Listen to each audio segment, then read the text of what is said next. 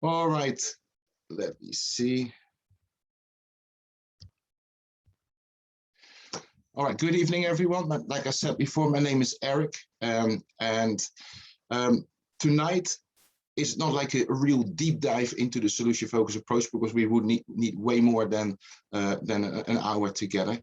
But I am gonna take you through the 5 solution focus steps that I've created over the many years that I've worked with families, how you can take someone from where they are now to where they would like to be. So the solution focus approach is a highly effective method to coach someone from where they are now to where they would like to be. And it doesn't matter if you work with children, or if you work with young teenagers, or young adults, or with adults, or with families, or with groups.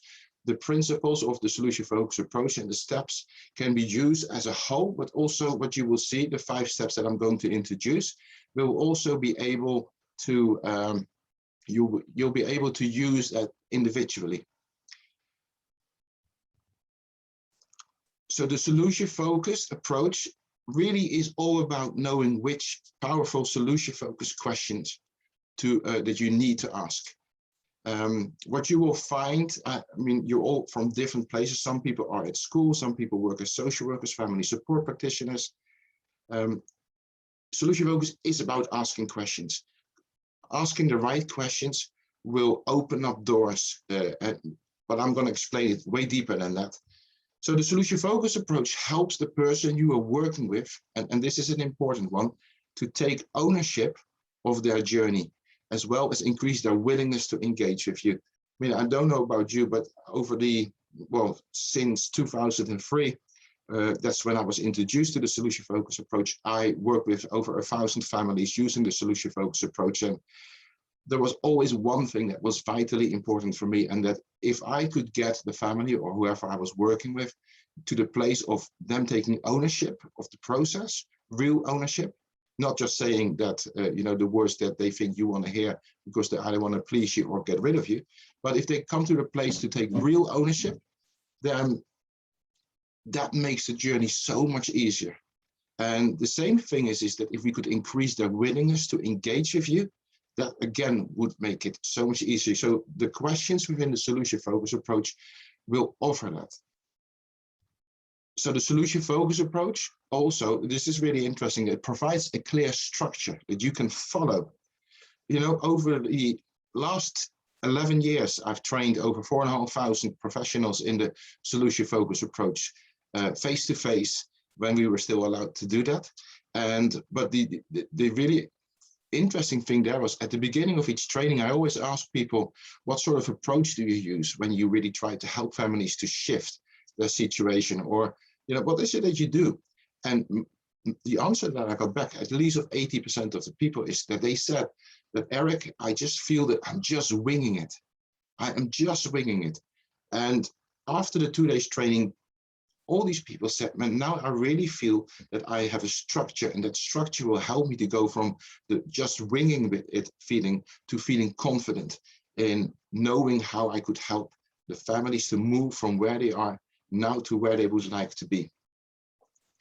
So what we're going to just touch on is, I'm going to tell you a tiny bit more about me so that you understand who is sitting in front of you. I'm going to talk to you about some solution focused principles. Even those principles on its own, if you would implement those, it would seriously change the way you work with families. I'm going to talk to you about the 3 C's, because the 3 C's actually help me to know if I have done a good session with someone. So I'm going to share those 3 C's with you, and the 3 C's actually are all within the whole solution focus approach. So, and I'm going to talk to you about the 5 steps within the solution focus approach. So a little bit about me. As I already told you, is that I'm living in the UK, but for the last 21 years, but I can't get rid of this accent. I qualified to be a social worker in the Netherlands in 1998. I moved to England in 1999 and started working with, first of all, in a boarding school. But in 2003, I ended up in a specific family team, a team that was like a specialist team in the social services in West Sussex. And that's where I first got introduced to solution-focused brief therapy. SFBT, that is the short of that. So solution focused brief therapy. Between 2003 and the end of 2009, I worked in this team, the family resource team, and I really got specialized in this approach. If anyone hasn't got their the sound off, could you please mute your sound? That will be really great. So I worked in this team till the end of 2009, and after that, from 2009, I had to leave my team at the end because my oldest son, who's now 19 years old, but at that time he was 8.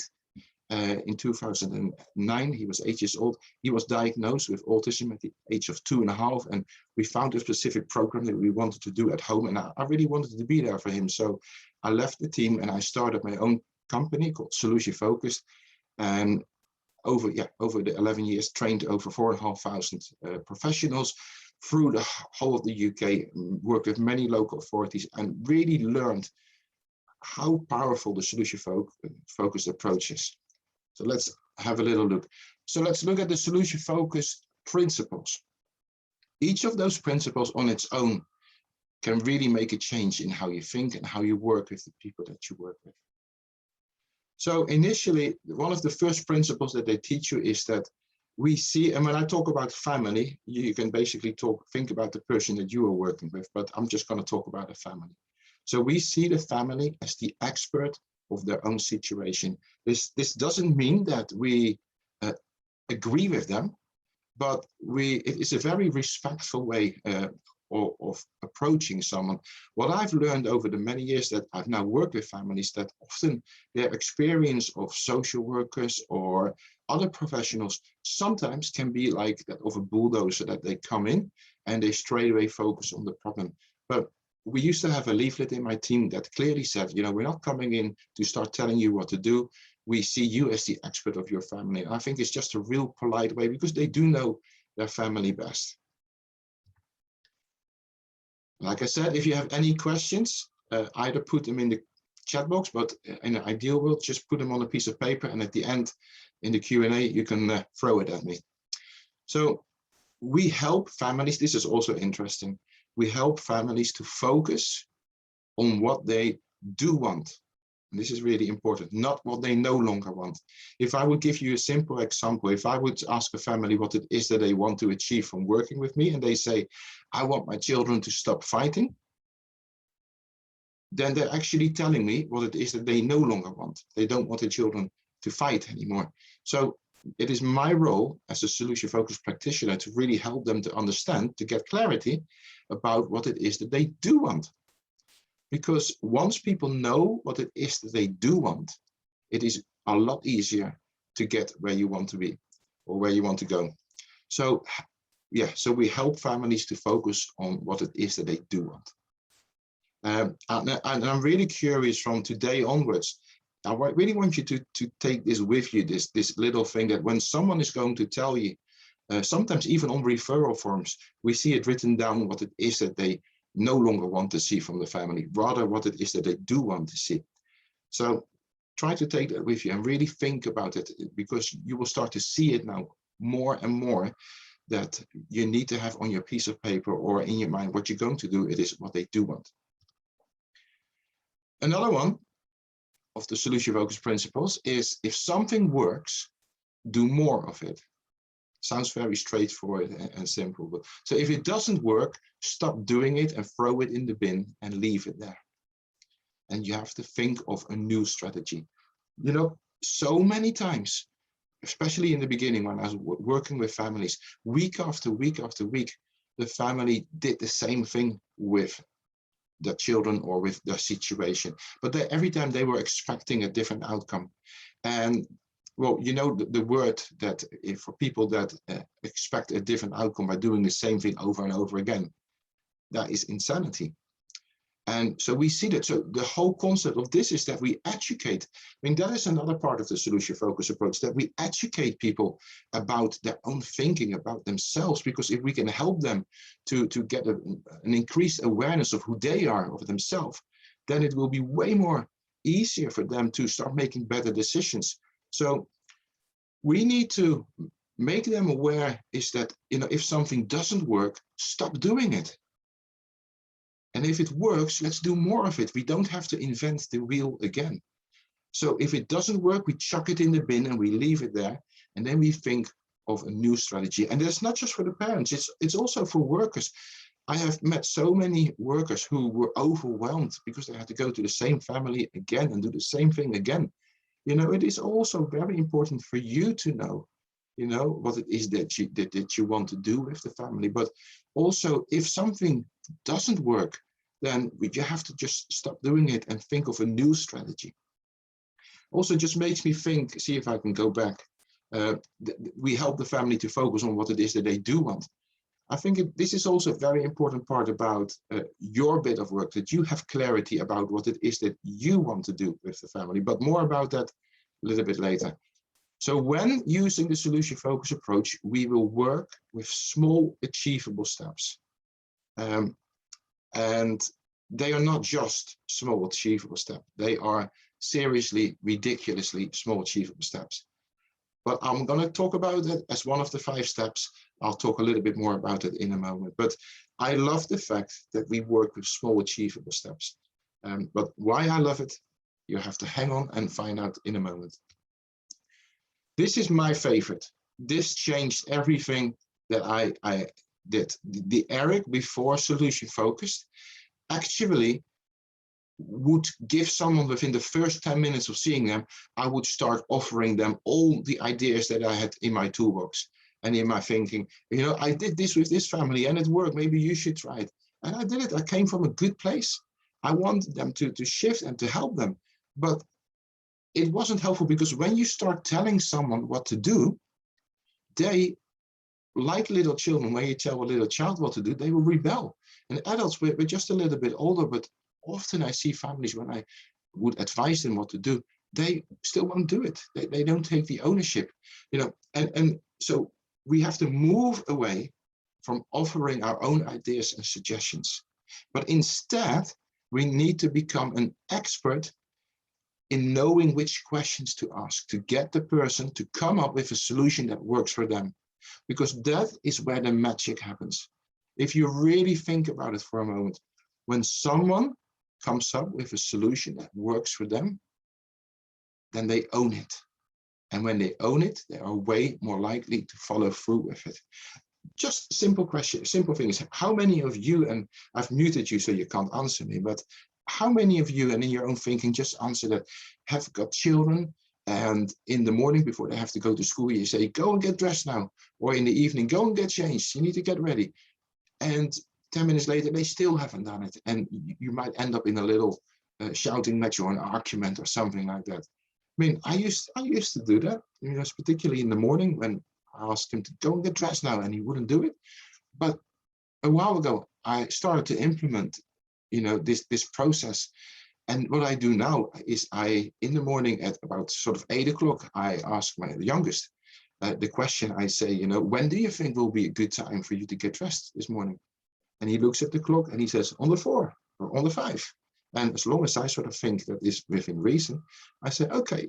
And so far, ever since I've started to do that, he's taken ownership. And as soon as he came up with the idea, with the solution, he feels I own it. And he's doing it every day. And it's just one simple little thing is that move away from offering your own ideas. And if you are sitting listening to me now and recognize yourself in this, just take a little note of that, because at the end, I would love to hear from you if this was the moment whereby you recognize that this might be you.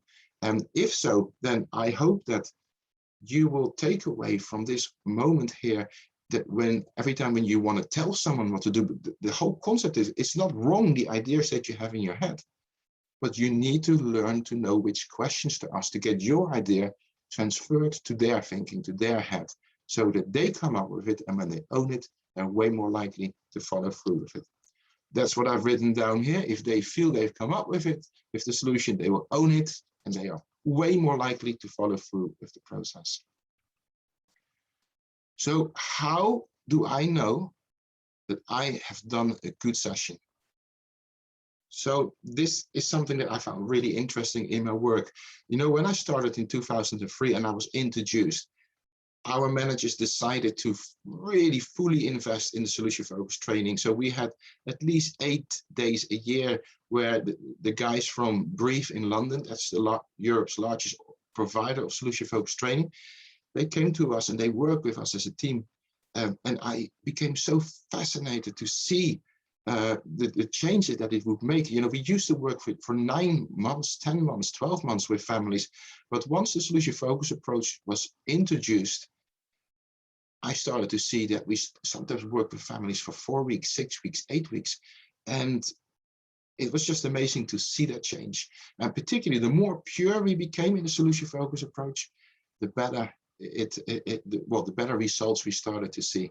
But so how do I know? Because I really wanted to know, how can I know I've done a good session? And having worked with so many families, I discovered for me what is a good session. So I'm going to introduce you to the 3 C's. You might wonder there, what are the 3 C's? Because there are so many C's, you know, communication, confidence, commitment, consistency, so many C's. But the C's that will tell me if I've done a good session, and I'm talking about doing like not a 10-minute visit. I'm talking a proper session whereby you're really going to help the person or the family to start on their journey, to help them to move from where they are now to where they would like to be, or where you would like them to be. So the first C is connection.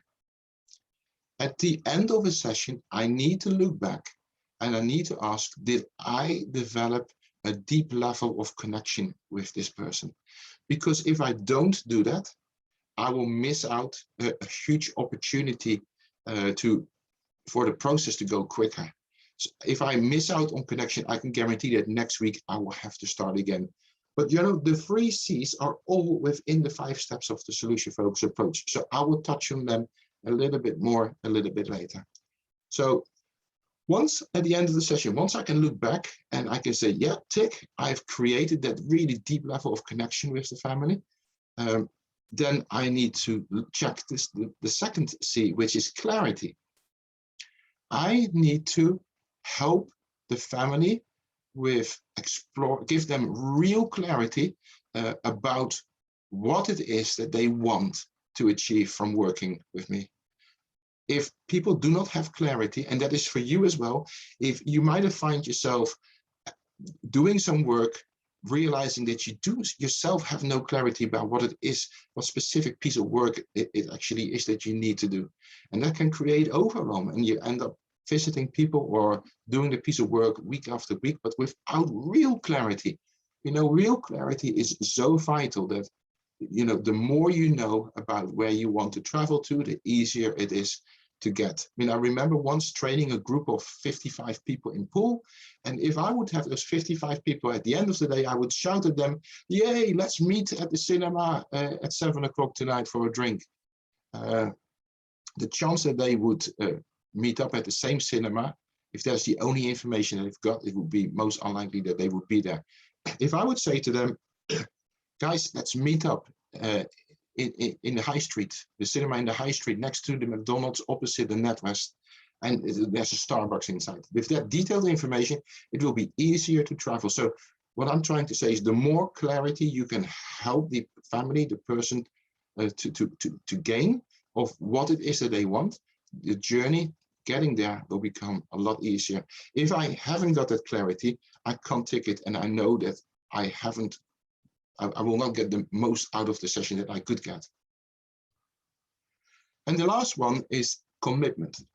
Interestingly enough, in the very beginning, when I ended the session with the family, I would normally end on step 4. And step 4 is that you come up with a small achievable step with an action point, and then then I would say goodbye to them. But what I realized is that if I don't get the family to get to the highest level of commitment, then again, I'm missing a point. So how I'm going to do those 3 C's, I will talk to you when I take you through the 5 steps of the solution focus approach. But again, at the end of the session, I asked myself, I used to have a little sort of business card size label saying the 3 C's, so I could remind myself of, did I develop a deep connection with them? Did I help them get that clarity of what it is that they want? And did I get them to the highest level of commitment to actually throw themselves in this process? If I could say tick, tick, tick, then I knew I had done a good session. So that's sort of how I was measuring my sessions. And like I said, the 3 C's are all within the solution-focused approach. So the 5 steps within the solution-focused approach. Let me, and this is for you to know, is that the 5 steps fit within a 45 to 60 minute session. However, sometimes you might find I stuck with step 1 for the whole session because it was really necessary, or there is no written rule. But when we became a pure team and we only did solution focus, we just had like 60-minute sessions with families, and we really managed to get it within the 60 minutes to do all the 5 steps. And the beautiful thing is, about your first session, you will get so much information about this family and their situation that you can take all that information back to your office when you write down, well, when you have to write a report about them or something like that. But so let's look at the 5 needs. The 5 steps within the solution focus approach. So first step is problem-free talking. And I'm going to go deeper in a moment. We have best hopes, then we have the skill, the small achievable step, and we're finishing off with the commitment scale. And you can do this in many different ways. We used to sometimes work from a children's center, and then we had a room. Sometimes we had a flip chart up in the room, because we started to notice that some families really like to see what they're saying. It makes them, first of all, feel listened to. Also, when they actually answer your question and you write it down, it actually gives them some time to reflect on what they said. And if I say anything else, or what else, then you will be surprised that there is always something more for them to, to tell you. So don't just accept the first answer that someone gives you. That's like a service level answer, but go deeper with it. But you can also sit opposite someone in the lounge and pretend everything. If you make a skill, you can just do it in the air. There's so many different ways. I used to take flip chart paper and put it on someone's coffee table. And when I had to draw a scale, I would ask the children to draw in the blocks on the scale. There are so many different ways you can use this. With. So let's look at the first step: problem-free talking. So if you work in a school, I know that sometimes you might have only a few minutes, but it is so powerful to start that connection, to build that connection. And the way we do that, because with a good connection, you will see that your work goes faster and quicker, and you will catch up on time. But also you will get them. I mean, just think about for a moment, when you work with someone, what state are they often in? People might be anxious, nervous, angry, confused. That is not a good state to start working with you and to start going on that journey to see change. So therefore, with problem-free talking, what we do is we get them to a state where they are more relaxed and more chilled and more connected. So we talk about anything but the problem. And what we try to do, we try to tap into something that they are passionate about. And with this step, I will give you an example of one of my first families that I properly used a solution-focused approach on. And this is now 2010 we're talking about. No, 2003 we're talking. So that's a long time ago. However, I still remember it because, our team was the last team that would go in. All the other services have been involved. And then it was, well, our opportunity to save the local authority a lot of money to prevent children from going into care or into foster care, So this family, there was a 65-year-old granny who was looking after her 15-year-old grandson. And what happened there is that he was kicked out by his parents, but granny couldn't cope anymore. And all the services have been involved. And we were asked, can you go and please work with this family? My first case that I was properly doing solution focus, or one of my first cases. And I remember walking into her home, and it was just her sitting in her rocking chair. And she was like rocking. And I kind of panicked, and I thought, man, it's like she's in trance. What can I do? What can I do? So I know problem-free talking. I need to find a way to connect to this lady. So I looked around the house, and for, well, some crazy reason, everywhere I looked, I saw porcelain dolls. And I must have watched Little Britain the night before, because I had a weird voice when I shouted out. I said, porcelain dolls? What's that all about? You know what happened? It was so interesting. As soon as I mentioned the word porcelain dolls, I saw a twinkle in her eye, and that is the moment what I was looking out for. I was looking out for something that could break her pattern of rocking. So she stopped rocking, and I knew that I'm going to sit on the edge of my chair, and for 5 to 8, maybe 10 minutes, I asked her about porcelain dolls. You know, and I discovered that she travels Europe and goes to exhibitions. She buys them, she sells them, she makes clothing, she puts makeup, she takes pictures, she meets Facebook groups, and she meets in local communities. This lady was an absolutely porcelain dolls expert. And after 10 minutes, I felt like an expert, but it wasn't about the porcelain dolls. I mean, it is important that when you get seriously engaged with someone, that you are serious about it, and not just that you do it for the sake of doing, but that you properly get serious about this. So at some point she stopped rocking, but you know what actually happened? Her and I were clicking to such a level that she forgot why I was there. And that made us, she liked me, you know, because I liked something that she liked, but I was passionate about it too. So we were clicking, and 6 weeks later, this family was back at a place where things were manageable again. And that's why the problem-free talking part is such an important part. If I don't get the connection with the people, then I can start all over again next week. But hey, what do we do when they suddenly do want to talk about the problem, and you sit there in your problem-free talking time trying to connect, and suddenly they throw in this problem? And what we actually do there, and I remember this guy once who had 2 young children, about 8 and a 7-year-old, something like that. He was a single dad, and he had students as his neighbors, and every night at around 8 o'clock, they would put on the telly or the music on really loud. And every time when I came, this guy was livid. He was so angry. And one day he said to me, you know, and I was doing my problem-free talking. That actually was in the first session with him. He was so angry. He said, I just felt like going over there and punch the lights out. And I always try to listen for that little sentence, that little bit where I can jump in on. And I said, whoa, let's say his name is Sean. I said, Sean, you said you felt like going over there and punching the lights out, but you didn't. Why is it? Well, because I don't want my kids to see that, he said. I said, why not? Well, man, come on, my kids, I love my kids. I want them. And that's where I got them.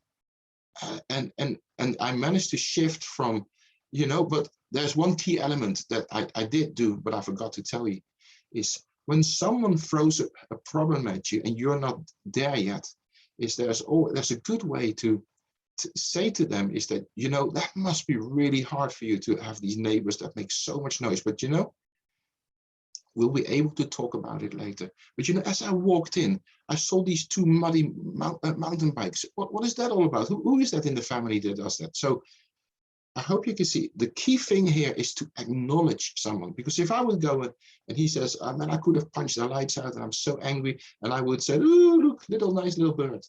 You know, that would have really got him angry. So it is the acknowledgement. When someone feels acknowledged and listened to, they are willing to calm down a little bit more. And then you take him back to the problem-free talking until you got that connection. And I bet you that most of you are already doing elements of this, but it is so important that if you're wondering, why am I not moving on? Ask yourself, have I got that really good connection with the family? The second part is called best hopes. So once we've got that connection with the family, we actually are going to ask a lot of solution-focused questions. Because what we need to do in this part of the process, we need to help the family. By the way, that the problem-free talking, did you realize that that was the first C? connection. So that's what we do. The second C, clarity, is in the best hopes part, because we need to ask them solution-focused questions to help them to create a detailed picture of what it is that they want to achieve from working with us. You know, we want to know what that would look like when we arrive there. What is going on? So that is really important, that you keep asking what else when they tell you something. And it is so vitally important that in this process, you help them to gain clarity of what it is that they do want. So when they tell you, I want my children to stop fighting, what is it that you will say? And we use a key word for that. We use the word instead. We say, instead of your children fighting, no, if your children are no longer fighting, that's how you ask it. If your children are no longer fighting, what will they be doing instead? And you will see their brain go a little bit, because solution-focused questions has got one side effect. It sometimes scrambles people's brain because people have just been stuck in the problem thinking. And what we're trying to do is starting them to get to think about the preferred future, what it is that they want.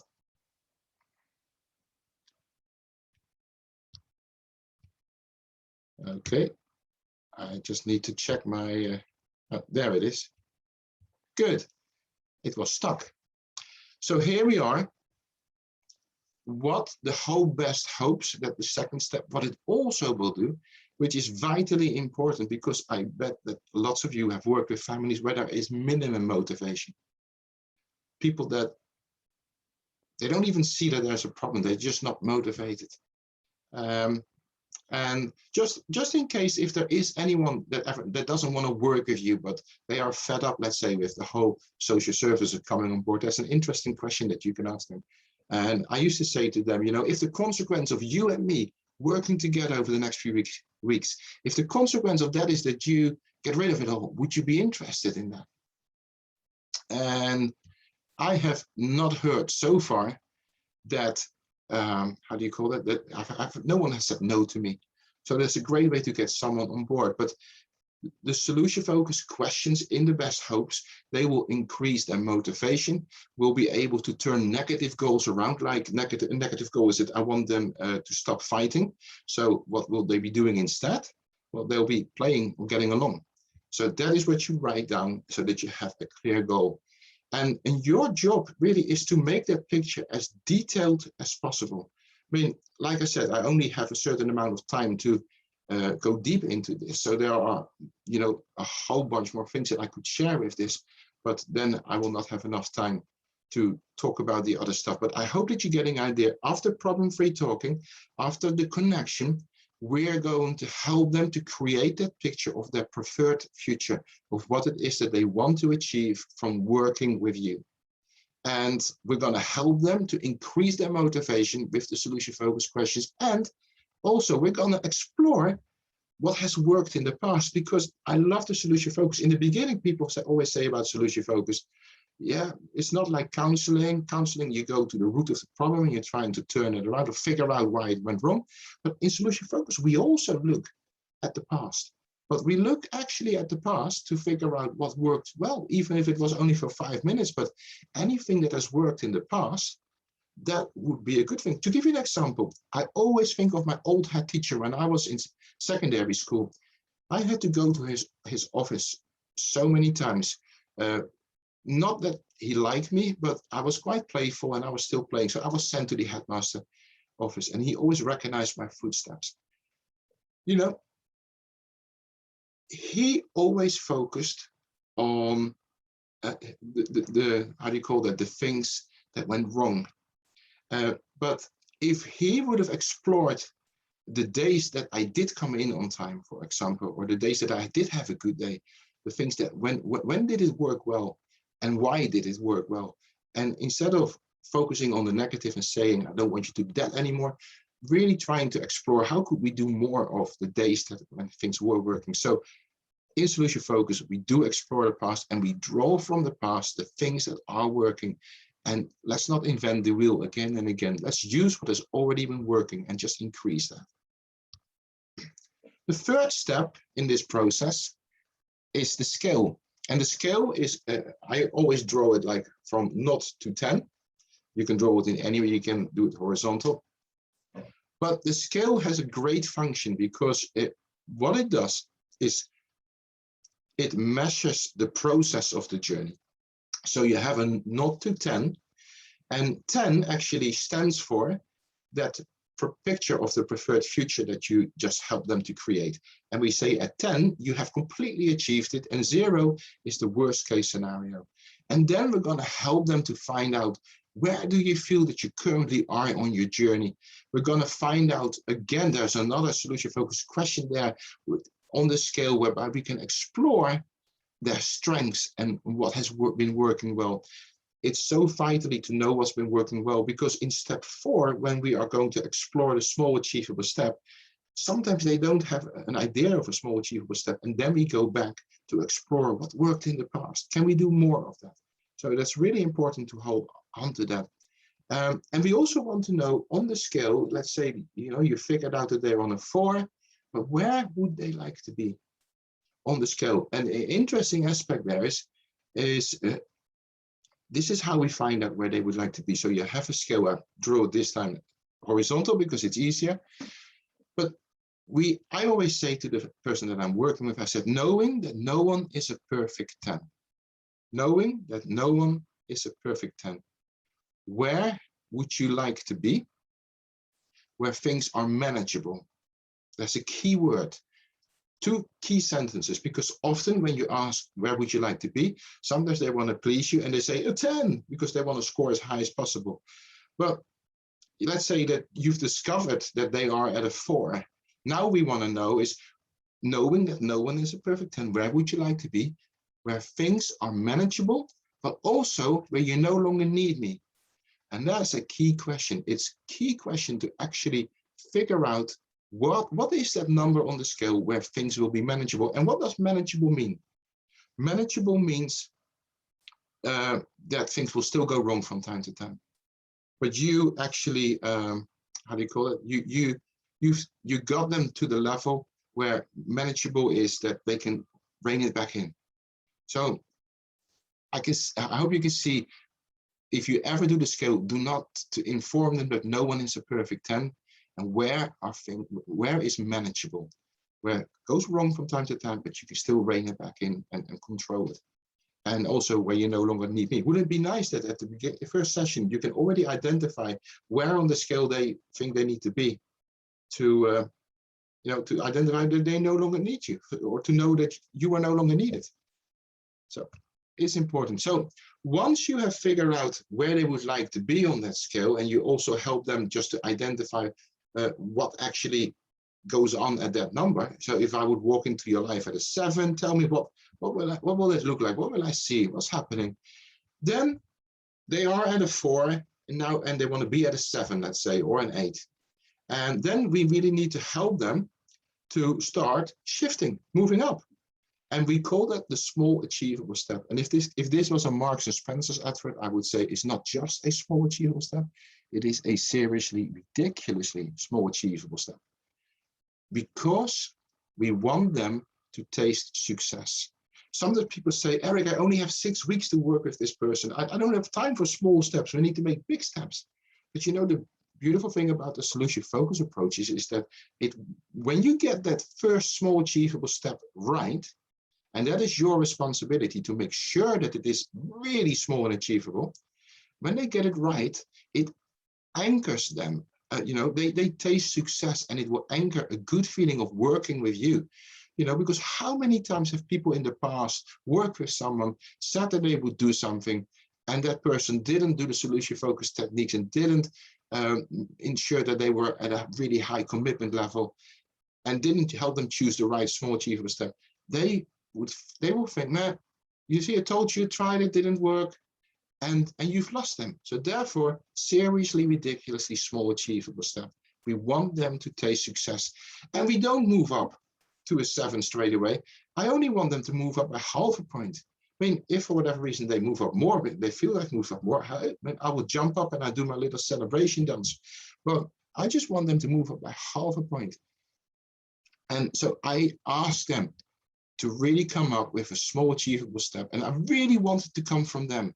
But you know, sometimes if they don't know, I can go back and explore what worked in the past and ask if any of these things, you know, if we do more of that, might that help you to move up?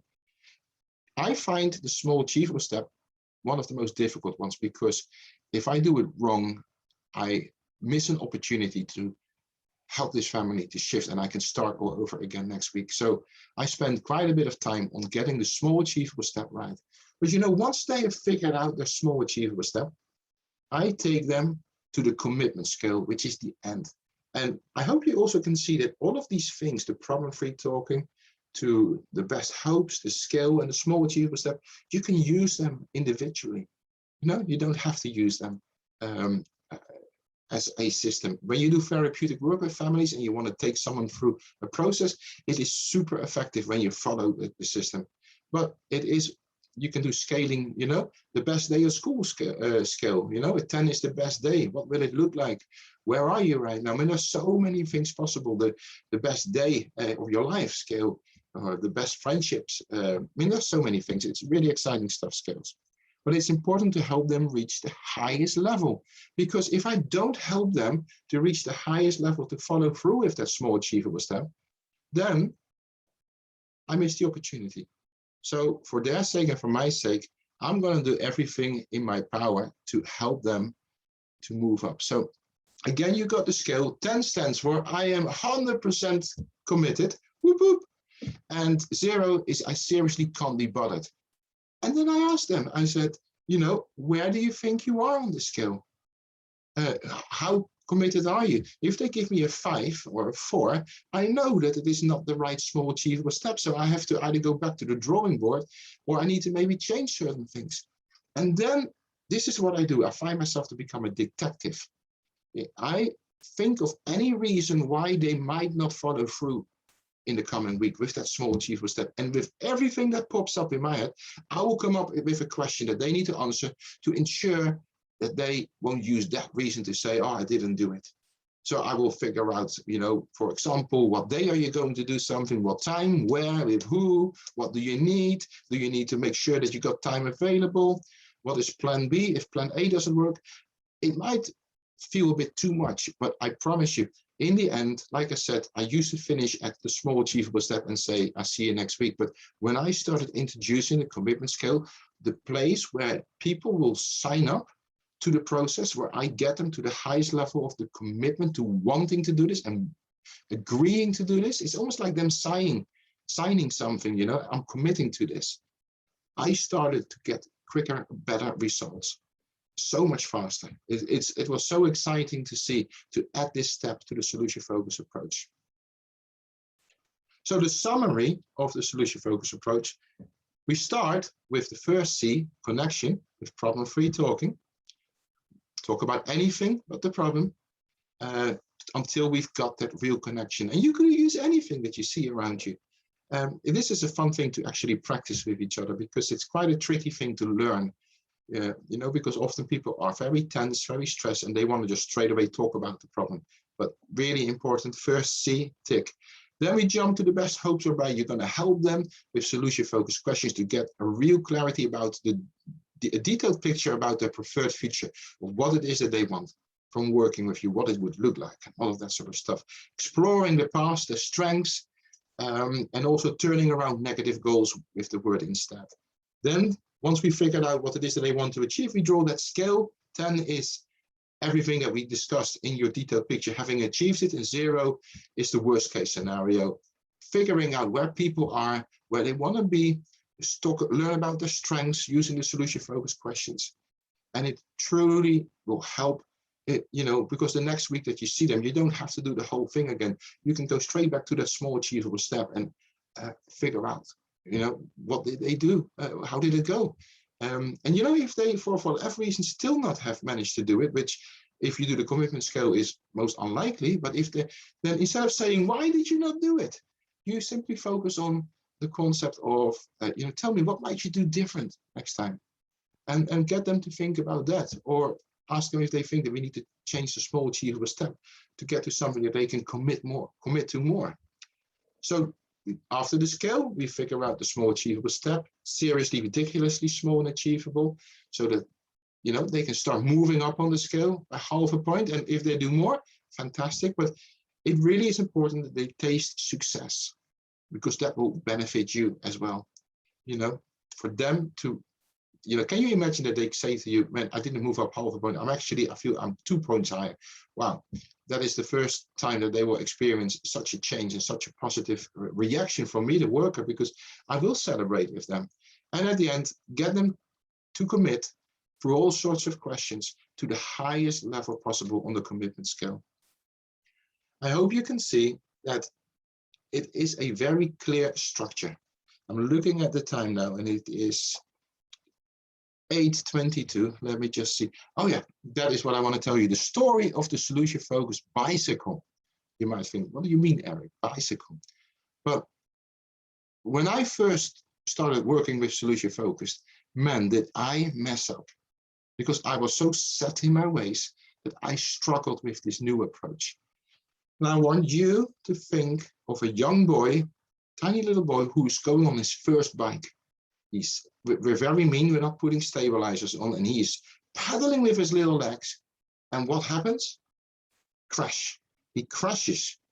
And, you know, he cries and he's upset. But what does he do? He gets up on his bike and he goes again. He pedals as hard as he can, and he crashes again. And he does that for quite a few days. He's got some bruises here and there. He's really upset, but, you know, it's not that he's going to give up. No. And, you know, and it's also not that one day he just wakes up in the morning and he suddenly says, oh, I'm totally getting this whole cycling thing, gets on his bike and off he goes. No. What happens is that as he is trying to cycle again, this magical thing happens whereby this whole balancing thing, out of nowhere, it suddenly clicks, it makes sense. And that is the solution focused approach. I started on my solution focused bike and I crashed quite a few times. And I got up and I got up until one day it became a natural part of my thinking. It became a natural reaction. And the more I did it, the faster I reacted. My body muscles, almost my thinking muscles, were trained to react. You know, when people play table tennis, if you're playing for the very first time, it is quite awkward and difficult to hit the ball back. But for someone who is really trained for years, however hard that ball, which I would say that challenging question from the family, however hard that ball comes at you, they bang, they straight away know how to hit it back because their body is trained. So when you train your brain in solution-focused questioning and the steps and everything around it, what you will see is you will move from feeling like you're winging it to feeling confident. So the solution-focused approach is amazing. It seriously is, it's been life-changing for me, but there was something missing. You know, when I work with families, it was great to coach them from where they are now to where they would like to be. I missed something because I started to see sometimes families come back after 6 months. So there was something missing. What was it that I wasn't doing? And that is where I discovered that I wasn't helping them to understand why they were doing what they were doing. I wasn't helping them to understand themselves. So I created something called the Behavior and Relationship Toolkit. And there are 5 tools in the Relationship and Behavior Toolkit. And what these tools do, it totally shifts someone's thinking. The first tool, the 6 human needs, truly, I mean, that has been the most life-changing tool that I've ever put together from the things that I've learned. It turns around challenging behavior. It teaches parents how to turn around challenging behavior. It shows parents why their children are behaving in the way. It helps parents to move from the place of they're just doing this to ruin my life to there's logic to it all. And it shows them how they can help the children to turn that challenging behavior around. Full ownership is a crazy easy tool that will help parents to slow down and move from being a reactionary person to a person that can press a pause button and can ask themselves really powerful questions that will change their decision-making process, and it helps them to make better choices in life. The 5 love languages, you might know about that, but we all have a different love language. And when you love your child in a different love languages that they can receive love, things will clash. So every time I could explain that to a parent, it just started to make sense for them. The rules we live by. It's so funny. I think of my mom and dad. They have rules in their house. You know, you wouldn't smoke in the house. You wouldn't swear in the house. You definitely wouldn't leave your clothing lying around in the house. If I would break one of their rules, man. But we need to understand each other's rules to have. The more we understand other people's rules, the more influence we've got. Also, relationship first. Again, it's all about how can we keep that relationship, because when we keep that relationship, we have more and more influence on the other person.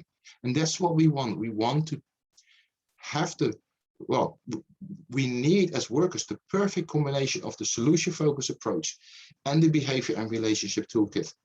So I'm going to open it up for questions in a moment. But I want to briefly, in 1 minute, share that I've created an online course called Coaching Families Effectively Using the Solution Focused Approach and the Behavior and Relationship Toolkit. I'm not going to do a long sell. I just want you to know about it. Normally the price is $99. For tonight, it is only £50. And I don't know, let me see. Yeah, it's only £50 because I've got the pictures over there. I don't know if you can see it. So I've made it very simple. Anyone that says, Eric, I would love to benefit from this discount, £50 instead of 99, just send me an email before the end of tonight that you're interested in this course and you would like to enroll in this course. It's 21 videos whereby you will see me really in-depth explain the solution focused approach. But the most beautiful thing is you will see me work with a parent one-to-one, a real life session where each of these steps, you will see me in action. You will see me, well, really help the family to connect with them, create that detailed picture, turn around challenging. This lady that I work with, she just kept coming at me with all the negative stuff, and you just have to keep turning it back to the positive stuff. So if you're interested, just send me an email before 12 o'clock tonight for the discount price at £50. That was the end of my session there. I'm going to stop the sharing and come back to the and open it up for questions. Okay, let me see. I'm going to stop the recording now.